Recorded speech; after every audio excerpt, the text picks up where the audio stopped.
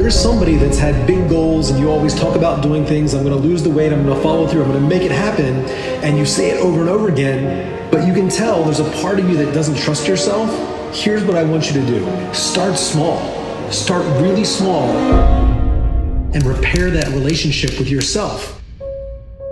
There's negative thinking, positive thinking, and then there's accurate thinking. And when you hear those things, negative thinking, positive thinking, accurate thinking, you would think that positive thinking would be the way to be. But the important question to ask is, what actually happened? So most of us are triggered from our past, or we have something that happened to us and the emotions get involved and, this ruined me and this is the worst thing. But we have to ask ourselves, what actually happened? Somebody said something that I didn't 100% agree with. Something didn't go the way that I thought it would. I had big expectations. And so we really need to be clear and be accurate. And if you don't know what the ultimate success formula is, what's really going on? What's actually happening here? What's going on? And then the second step is to have a vision. So most people have a vision for what they want, but first step is see it for how it actually is. Second step is see it how you want it. And the third step is make it how you want it. Now, and it comes to accurate thinking.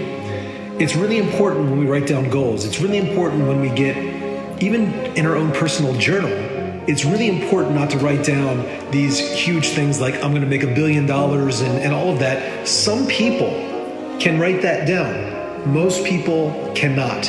Most people cannot manifest what they want because when they say something that they're going to do, imagine that you have these two selves. You have your inner self, like your subconscious, and then you have your external self. And so you've got these two selves.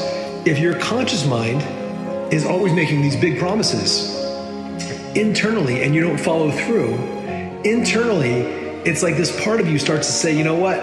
They always say that. And you begin to not trust yourself. And so always seek to be accurate in your thinking. It's not good to go over. It's not good to go under, to hit under your goals. It's great to be accurate. And when you can get in the habit of having these projections in your business, these projections in your life, eventually you build so much trust with yourself. What you say becomes law in the universe. And when your unconscious mind connects with those words that you say, it's like, man, he's going to actually do it. There's so much trust. The same part of your mind that makes your heart beat 100,000 times a day, you don't even think about it. Your conscious mind says it and then you just do it. But if you always say that you're going to do it and you never follow through, that part of you that connects with the infinite, your subconscious mind, your antenna, the broadcast, the frequency, the energy that you put out to the world, it's going to become weaker and weaker and weaker. And so if you're somebody that's had big goals and you always talk about doing things, I'm going to lose the weight, I'm going to follow through, I'm going to make it happen, and you say it over and over again, but you can tell there's a part of you that doesn't trust yourself, here's what I want you to do. Start small. Start really small and repair that relationship with yourself. And now there's this part of me that sees I say I'm going to do something and then I do it. And I begin to repair that relationship with myself. Confidence comes from putting yourself on the line, from one, being consistent. That's how you build confidence. If you have confidence in, this chair is not going to fall apart. If I sit on this chair and 5 times out of 10, I fall on the ground, I have very little confidence in that chair. But if 1,000% of the time that I sit on this chair, I know there's no such thing as 1,000%, but if I sit on this chair every time, I don't even think about it, I'm confident that it's going to support me. And so when we put ourselves on the line, we've got to start small. And I've had so many times in my own life that I broke promises to myself. I broke my own heart. I didn't have a good rapport or a good relationship with myself because I was constantly lying to myself about what I wanted, why I wanted it, what it took to get it.